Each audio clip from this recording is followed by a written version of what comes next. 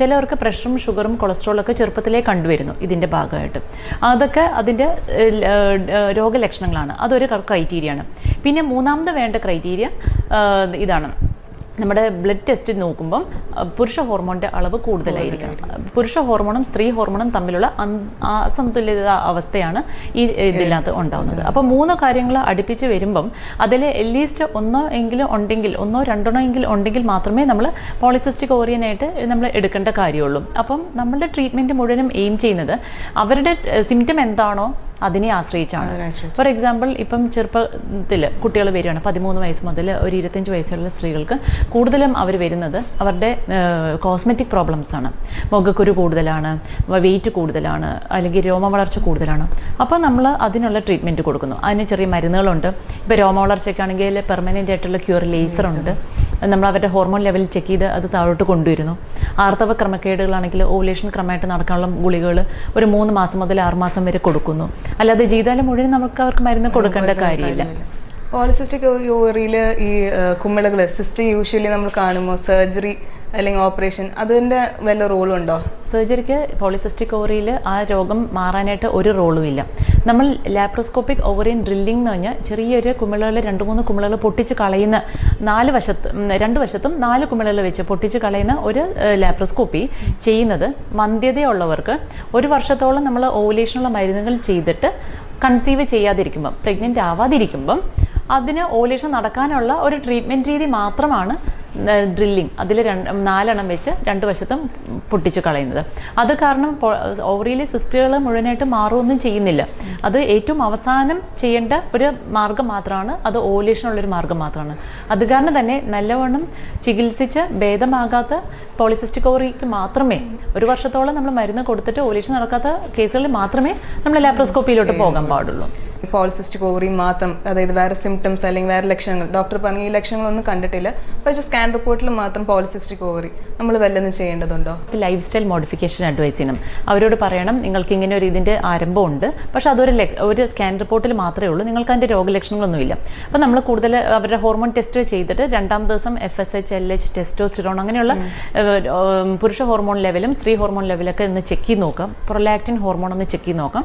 പിന്നെ നമ്മൾ അവരോട് പറയുക, ഡയറ്റ് ഒന്ന് ശ്രദ്ധിക്കണം, ജങ്ക് ഫുഡ്സ് ഭയങ്കരമായിട്ട് ഒഴിവാക്കണം, ഫൈബ്രസ് കണ്ടൻറ്റുള്ള ഫുഡ് കഴിക്കുക, പ്രോട്ടീൻ കണ്ടൻറ്റുള്ള ഫുഡ് കഴിക്കുക, പക്ഷേ ഫാറ്റും കാർബോഹൈഡ്രേറ്റ്സും കുറയ്ക്കുക.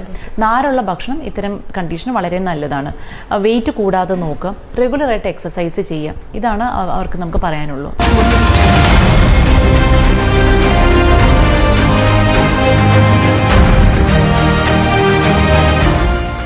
പോളിസിസ്റ്റിക് ഓവറി ഡിസീസും ഇത് പ്രിവെന്റ് ചെയ്യാൻ, അതായത് തടയാനും ഇത് തന്നെയാണോ? ജന്മന അവർക്ക് ആ കണ്ടീഷനോട് പ്രോണാണ്.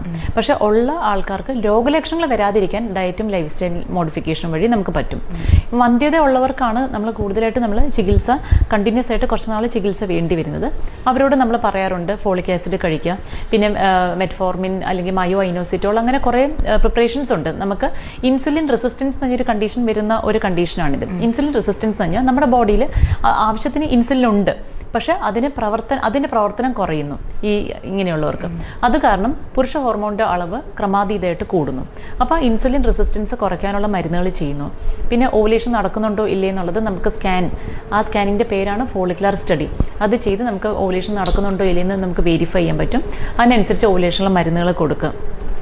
അതാണ് അങ്ങനെയുള്ളവർക്കാണ് കുറച്ച് നാൾ അടുപ്പിച്ച് ചികിത്സ വേണ്ടത്. അല്ലാതെ നമ്മളങ്ങനെ സ്ഥിരമായിട്ട് ട്രീറ്റ് ചെയ്തുകൊണ്ടിരിക്കാറില്ല. പിന്നെ വന്ധ്യത ചികിത്സിച്ച് അവർ പ്രഗ്നൻ്റ് ആയാലും നമ്മൾ അവരോട് ഒരു കാര്യം പറഞ്ഞ് മനസ്സിലാക്കണം, നോർമൽ പോപ്പുലേഷന് 3% അബോർഷൻ്റെ റിസ്ക് എങ്കിൽ ഇവർക്കൊരു 10% അബോർഷന് റിസ്ക് ഉണ്ട്. അപ്പോൾ അത് കാരണം മരുന്നുകൾ 3-ാം മാസം വരെയും തുടരണം.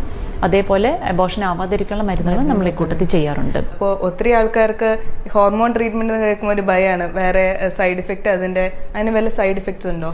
ചികിത്സിക്കുന്നത് നമ്മൾ ആ പുരുഷ ഹോർമോണിൻ്റെ അളവ് കുറയ്ക്കുന്നവരെ മാത്രമേ നമ്മൾ ഹോർമോൺ ചികിത്സ കൊടുക്കുന്നുള്ളൂ. പിന്നെ അണ്ടം വളരുന്നില്ലെങ്കിൽ അതിനനുസരിച്ച് അണ്ടം വളരാനും പൊട്ടാനും വേണ്ടി ചില ഹോർമോൺസ് കൊടുക്കാറുണ്ട്. അപ്പം നമ്മൾ അത് ഒരു ഗൈനക്കോളജിസ്റ്റിൻ്റെ പ്രിസ്ക്രിപ്ഷൻ പ്രകാരം റെഗുലറായിട്ട് കറക്റ്റായിട്ട് ട്രീറ്റ്മെൻറ്റ് ചെയ്യുമ്പോൾ നമ്മൾ ആ ഹോർമോൺ ട്രീറ്റ്മെൻറ്റിനെ കുറിച്ച് പേടിക്കേണ്ട. പിന്നെ നമ്മൾ വളരെ ഷോർട്ട് ടേം ട്രീറ്റ്മെൻറ്റ്, അതായത് 6 to 12 monthsനുള്ളിൽ പേഷ്യൻ്റ് യൂഷ്വലി കൺസീവ് ചെയ്യുകയാണ്, പ്രഗ്നൻ്റ് ആവുകയാണ്. അപ്പം നമ്മൾ ആ തരം ഹോർമോൺസ് ഒരിക്കലും വേറെ സൈഡ് എഫക്ട്സ് ഉണ്ടാക്കുന്നില്ല.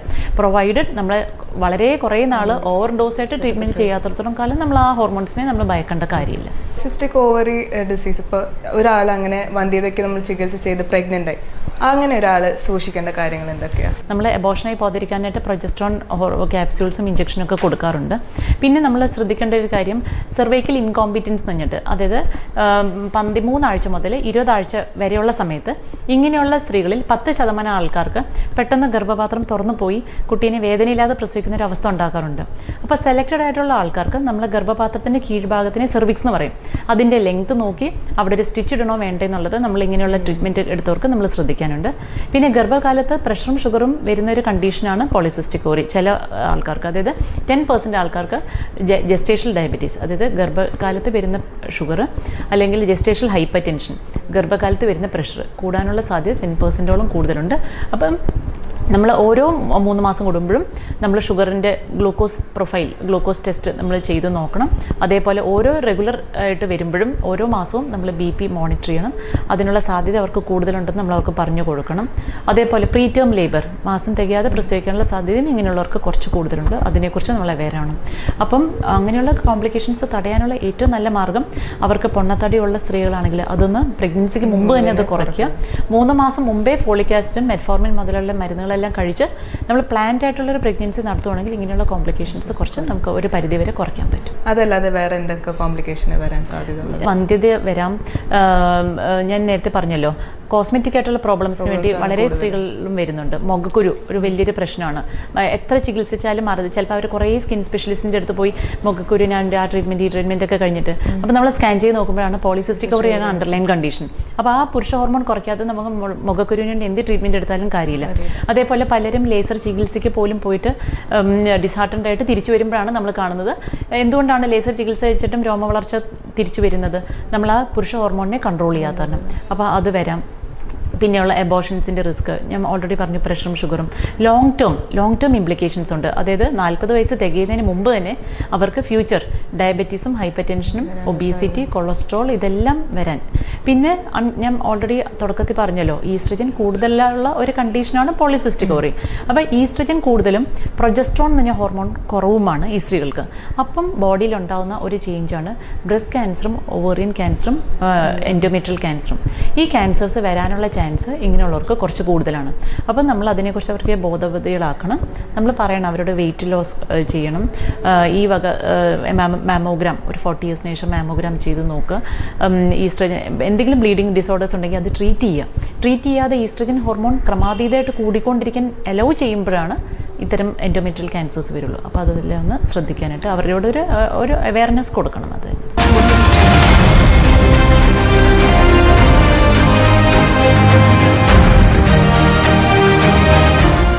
പിന്നെ ഡോക്ടർ, വേറെ സംശയമുള്ളത്, നമ്മുടെ ഈ മെൻസസ് ആർത്തവത്തിൽ ഇങ്ങനെ മാസം തെറ്റി വരിക, അത് ഇതിൽ ഈ അസുഖത്തിൽ കാണാറുണ്ടോ? എനിക്ക് അസുഖം എന്നത് പറയാൻ പറ്റത്തില്ല. ഒരു ലൈഫ് സ്റ്റൈൽ ഡിസീസാണ്. എന്നാൽ പോലും ഒരു 30% സ്ത്രീകൾക്ക് ആർത്തവ ക്രമക്കേടുകളായിട്ടാണ് നമ്മുടെ അടുത്ത് വരാറുള്ളത്. വന്ധ്യത കഴിഞ്ഞാൽ ആർത്തവ ക്രമക്കേടുകളാണ് പിന്നെയുള്ള പ്രശ്നം. അപ്പോൾ നമ്മളത് എങ്ങനെ ട്രീറ്റ് ചെയ്യുന്നത് വെച്ചാൽ നമ്മൾ അവർക്ക് പറഞ്ഞു കൊടുക്കണം. സാധാരണ ഒരു സ്ത്രീയുടെ ആർത്തവ ചക്രം 28 മുതൽ 35 ദിവസം വരെയാണ്. അവരുടെ പീരീഡ്സ് 5 മുതൽ 7 ദിവസം വരെയാണ് മാക്സിമം പോകാവുന്നത്. 80 ml ബ്ലഡാണ് പോകുന്നത്. ഇങ്ങനെയുള്ളൊരു പീരീഡ്സ് ആണെങ്കിൽ അത് നോർമൽ ആർത്തവ ചക്രമാണ്. പക്ഷേ അതിനപ്പുറം 35 ദിവസത്തേക്കാൾ വൈകി പീരീഡ്സ് വരുമ്പോൾ നമ്മൾ നാച്ചുറലി നമ്മുടെ ടൈപ്പ് ഓഫ് ഗ്രൂപ്പ് ഓഫ് പോപ്പുലേഷനിൽ കാണുന്ന ഏറ്റവും അധികം കൂടുതൽ കാണുന്ന കാരണം പോളിസിസ്റ്റിക് ഓവറിയാണ്.